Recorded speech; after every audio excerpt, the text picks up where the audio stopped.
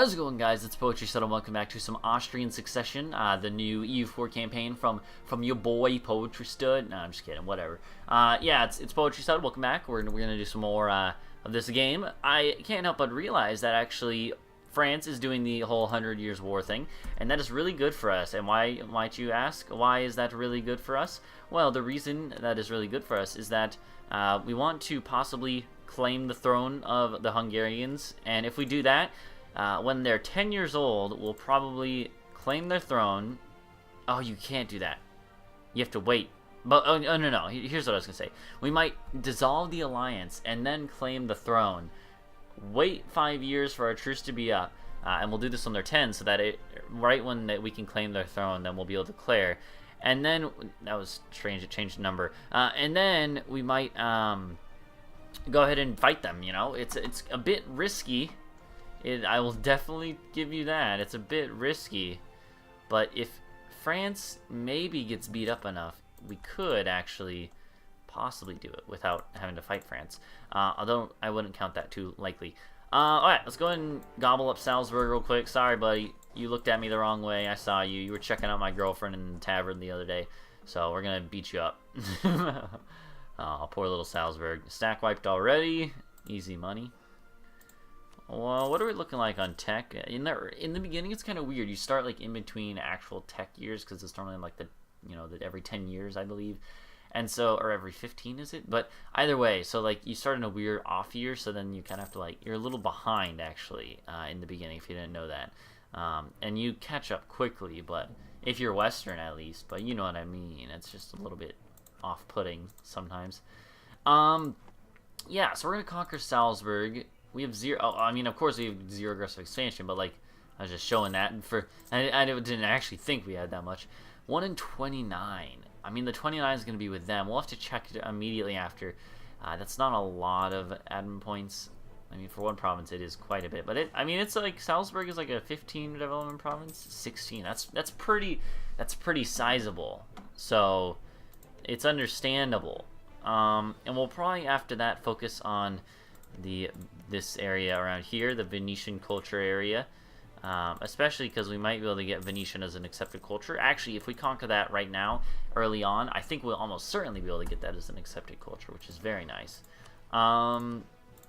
Let's go ahead and improve relations with Hungary, because if we claim their throne, they're not going to like us. Probably reasonably so. We should also maybe try to actually make sure this... No, we're at war, of course. Yeah, that makes sense. Let's go ahead and build a spy network in Venice. I would like to do that.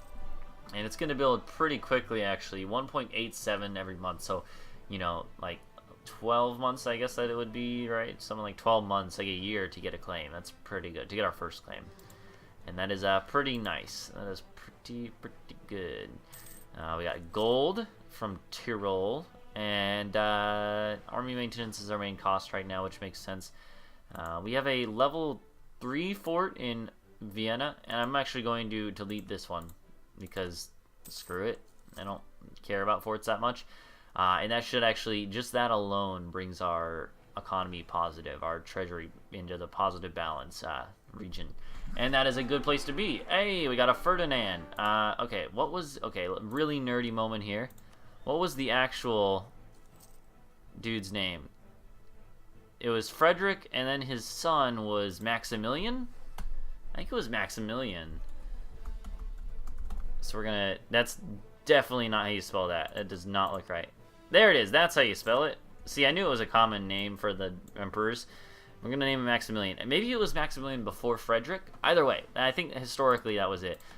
You know, don't ask why I know this. I'm really nerdy. Actually, I know this mostly because of Spanish class, which makes no sense because it's Austria, but it does actually because of the fact that the Habsburg dynasty ruled Spain for like 100 or 200 years, 150, a long time, and it was when Spain was at its height. That's the main thing, is that it was when Spain was like the most powerful nation in the world, and then they got overtaken by England and other people, debatably, but still, that's the widely accepted consensus. And that's it for today's lesson of Poetry Stud teaches you useless history facts. Not useless. It's interesting if you're into that sort of thing. So it's the right religion. It's Austrian culture. I'm not going to raise autonomy, even. It is in Upper Bavaria. So we're definitely going to make that a state. In fact, let's look at states. Yeah, we definitely want to make that a state. I can't yet, obviously. And yeah, let's look at aggressive expansion. So that was a lot with people next to us. So actually, the whole empire, yes, the whole empire pretty much has either 15 or 26. That's quite a bit. I'm not gonna lie, that's quite a bit. So that was 16 development, gave us that much. So we could probably not even take that much that I'm looking at right here. But we'll see. They're allied to Württemberg and Memmingen. So we'll probably, I think, do what I said and probably focus on Austria. Yeah, focus on Austria. No, focus on Venice a little bit. I think that'll be a little better. We might want to improve relations with you. I'm not sure. Okay, so let's remember, when does the Regency Council end? The 22nd of February 55. So February of 50. It's a nice even year. Ah, darn it, they got an heir. The Bohemians did. But I do believe there actually are missions and stuff to actually, and events that kind of stir up some controversy with them. So that's good. We're gonna wait to take the Conquer Istria event until after we have fabricated our own claims. And what are we gonna fabricate on, you might ask? I don't know necessarily. Treviso and Friuli and Verona all make sense, but Venice could be good to just take before, just take the island now. We'll see. Maybe we'll wait for 2 claims, although I kind of don't want to do that. So yeah, we'll probably just wait for 1 claim, but then Bavaria Core on Augsburg. Oh, I forgot. I can demand unlawful territory, can't I? I haven't had any chances yet, but I can. I forgot about that. Whoa, Albania's already gone. Okay, see ya, Albania. Sorry, ripping pepperonis. The Byzantines are getting destroyed. What's new in the verse? France is fighting England, Portugal, and some Irish miners. I was gonna say Italian. It makes absolutely new sense. Yes, I cannot speak today apparently. I mean, like, it's not, that doesn't even make any sense at all, actually, because it's, like, not even close to Italy, and they both start with I's, but that's about it, so I don't really know what my problem is today. So which one do we want, Treviso or Verona? Let's look at the stats. I mean, Verona's better. We could probably take it without all the aggressive expansion since it's not in the Empire. Wait, is it not in the Empire? Yeah, and actually, do we have an Imperial Liberation CB against you as the Emperor? Or do you have, I think that might be later on when you get that. Nah, yeah, we just have Humiliate Rival, which is pretty bad, actually, if you don't know. So we'll go ahead and instead, I think, maybe focus on Verona. And possibly Treviso, but Venetia could be good too. And, don't get me wrong. Istria is not as important, but we're going to take that mission to get the free claim on it. So Verona, let's go ahead and do Verona. Do we want to wait until roughly like February of 49 to declare? I think that's fine. Maybe we'll check. Let's see who would be willing to join us. Hungary would if we gave them land. Naxos. Okay, and the risk, of course, with Hungary is that it gets to the point where they are.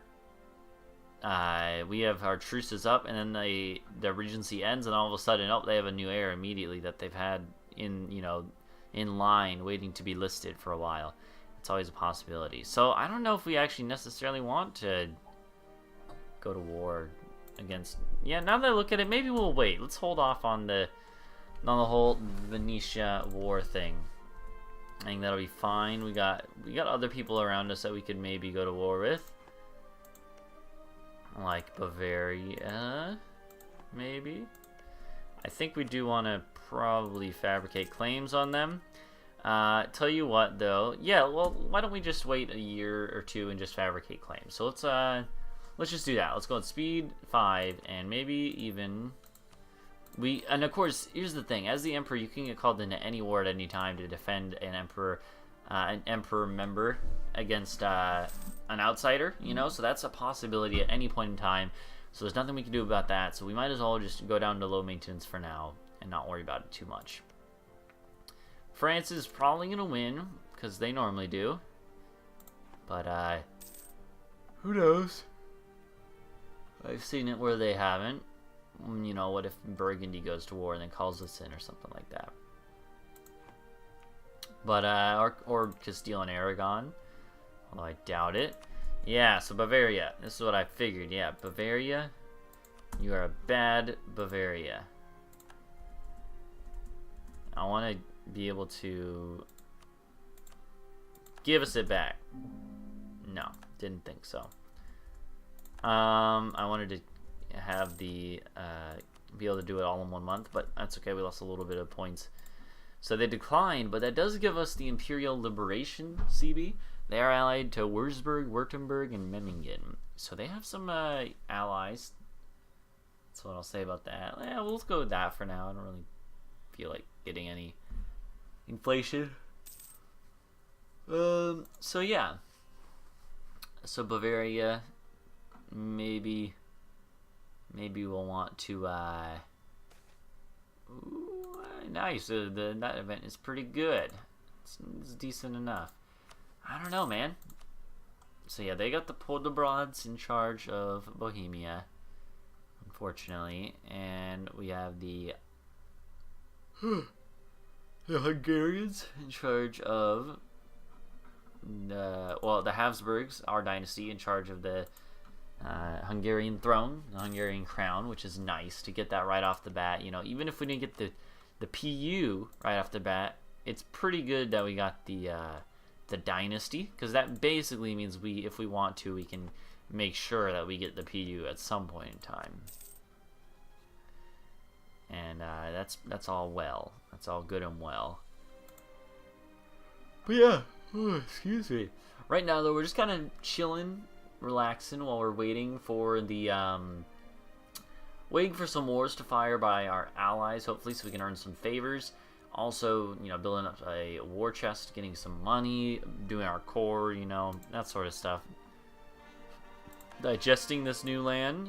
We will make this into a state. It says it won't make us money. I don't believe that, for one, because, like, lots of times that thing lies.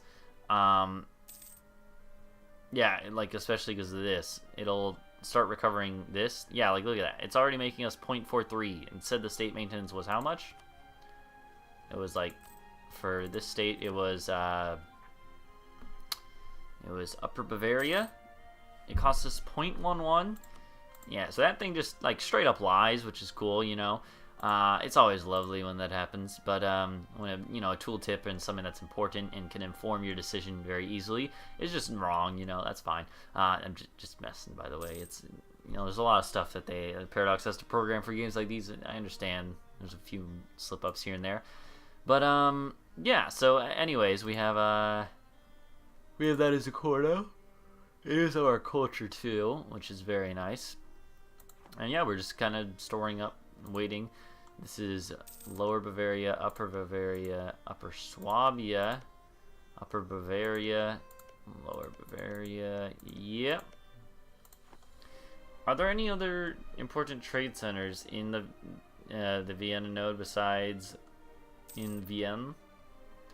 No, not really. Okay, it's a little strange, but Poland. How could you?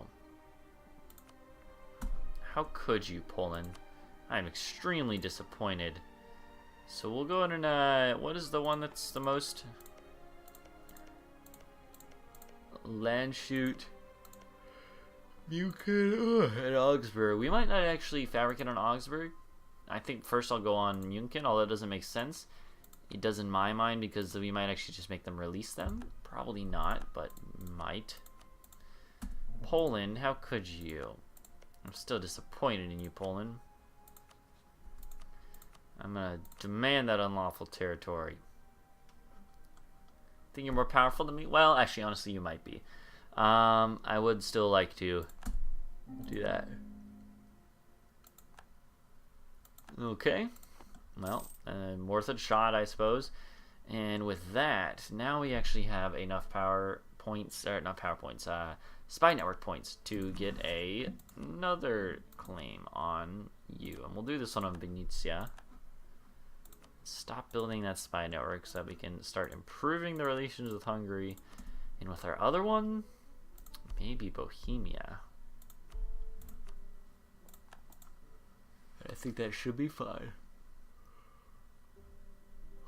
Excuse me. I don't know why I'm a little bit tired. I mean, it's afternoon and I just got back from class and just ate. So most things combined would kind of make sense why I'm a little bit tired. But, you know, sorry about that. So what do we got with Hungary? Still in the allied with France and Austria. So if we, I'm curious though, if we, in the February of 50, like we said, you know, like we said we were going to do, or that we could possibly do, 20 prestige for 10 admin and 20 ducats. I think that's fine. That's worth it. If we do break the alliance, will they actually stay our friend? That's what we have to keep in mind. Like, is there a way that we could possibly foresee, like, I don't know. You guys know what I'm trying to say? Maybe. Like, will we be able to get the alliance back in case it doesn't pan out? Because it could easily not pan out. It's a very, very distinct possibility. They could get an heir, a secondary heir in that time, you know? So that right when they become of age, then they immediately already have an heir to replace it, and that would suck. And there wouldn't be anything we can do at that point except get them back as an ally, and that's what I'm trying to say. Like, is there a backup route? Or when we break the alliance, is it gone forever? I would hate that. I do not think it would be the same because we are historical friends. Yeah, like, actually, no, you know what? Now that I think about it, it's definitely, probably, almost certainly not going to happen like that. They probably wouldn't just ditch us, even if we just ditched them, you know. Same dynasty as well. Regardless, should keep us a little bit happy. Diplomatic technology, sweet. Oh, it's so nice to be playing a Western nation again. In my off time, like I said last episode, actually, I've been playing as Najid and doing the Jihad achievement. It's been really fun, but also I hate being not Western, especially if you're in that awkward place that like the Muslims are in this game, where it's like it's not even really worth it to Westernize because you pay so much points and it's not that much more expensive. So it's almost just a little bit easier and a little bit better to just kind of, you know, suck it up and take innovative or something. That's exactly what I've done, and it's actually worked out a lot better than I even thought it might. I didn't realize you could actually work it that well, but it's worked extremely well actually. And yeah, it's like, you know, there's the weird phase. There's like Western, like Eastern and Anatolian. You have those options to like Westernize off of the different cities. I think it's like Vienna and Berlin or Königsberg or something. And like for Russia, it's like Königsberg or something. There's different options to Westernize without actually having to do stuff like, you know, like actually having to Westernize. So that's good. And then at the other end, there's people that definitely need to Westernize. Like they cannot get by in the late game without Westernizing, like Native Americans and stuff, and Chinese as well, you know, stuff like that. But then there's those people in the middle that it's like you could Westernize, but especially like hordes and Muslims, you don't. Muslims have it's not too much more expensive. It's February 50, but you know, Muslims not too much more expensive, so it's like it's reasonable to not have to do that, especially if you have a lot of money. You can just hire nice advisors. And as far as hordes, it's quite a bit more expensive. I leave 80% or 75% more expensive, so it's like quite a bit more. So you'd think it would be nice to Westernize, but you have the raising mechanics, or you can get monarch points, and that makes it so that those are pretty powerful as well. And so I don't know, it's just kind of a weird mix of things. I think and there's a middle zone where it's like you could Westernize, but it might be more reasonable not to, but you can go either way if you choose.